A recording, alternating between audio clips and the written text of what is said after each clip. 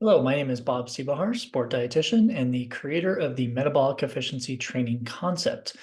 What I'd like to do in this short video is explain what metabolic efficiency training is and the three associated metabolic efficiency levels.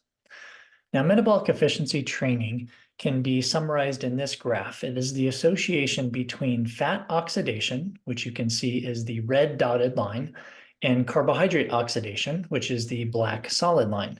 Now, what happens from a low intensity to high intensity exercise, or from left to right on the screen that you're looking at, is normally our body will utilize more fat for energy at low to moderate intensity exercises.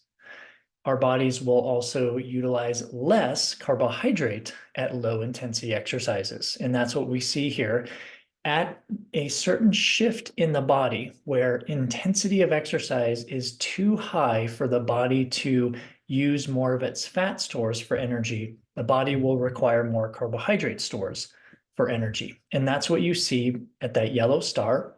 And that is called the metabolic efficiency point, or MEP.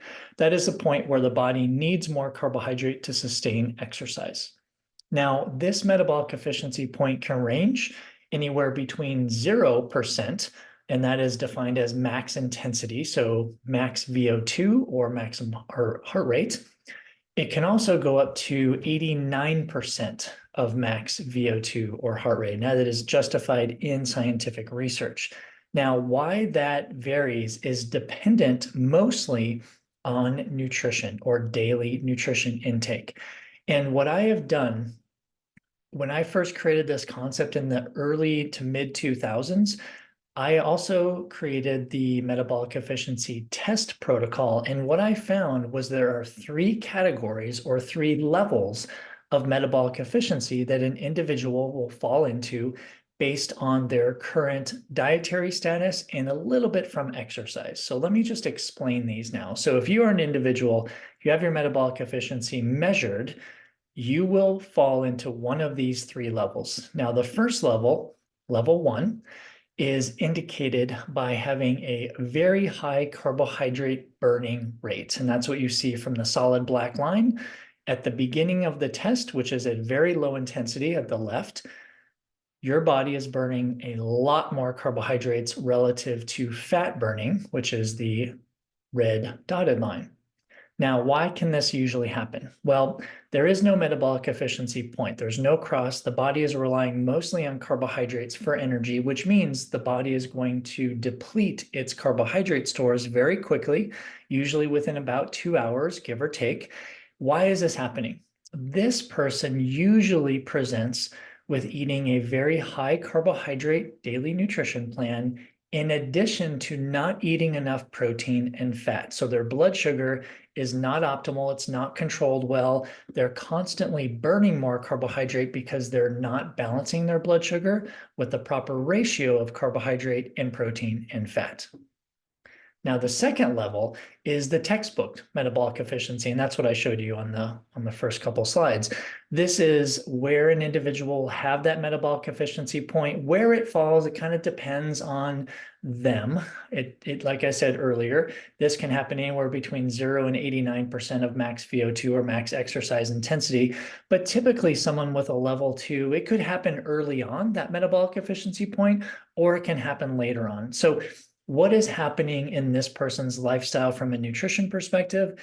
Typically, they're controlling their blood sugar fairly well, but there are still improvements to be made from a dietary perspective, meaning looking at the carbohydrate to protein ratio specifically, and looking at when they're timing their carbohydrates relative to their exercise training. So level 2 metabolic efficiency, there is still quite a bit of improvement that can be made, even though it looks like a textbook level, metabolic efficiency curve.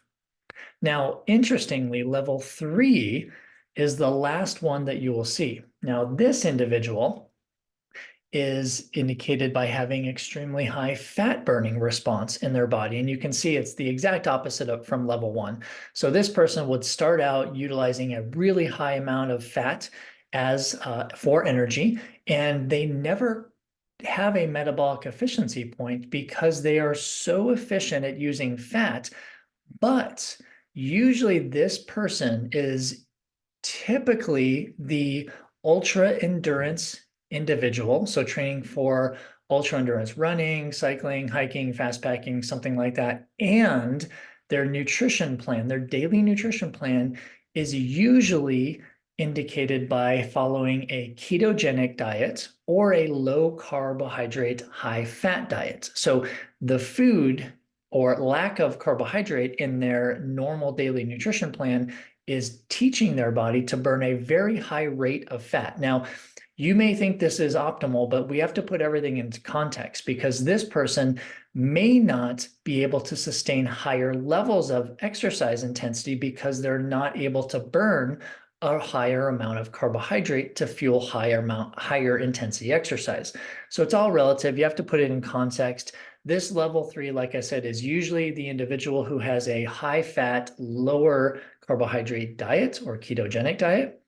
The level 2 is usually a mixed diet. They're controlling their blood sugar pretty well, but there are still improvements to be made. And level 1 is they're consuming a high carbohydrate, low protein, low fat nutrition plan. And there's significant improvements to be made. Now, I will say this. In the testing that I've done with individuals, roughly about 60 to 65% of individuals fall into the level 1 category. So there are a lot of nutrition interventions that can be made and great strategies. Roughly 30%, give or take, fall into the level 2, and about 5 to 10% fall into this level 3. So just to kind of help you understand that when you have your metabolic efficiency measured, you will fall into one of these 3 levels, and each level has their own nutrition strategies to make further improvements. If you'd like more information on the metabolic efficiency training concept, visit energyperformance.com, click on metabolic efficiency training, and you will learn a ton more. Thanks for listening.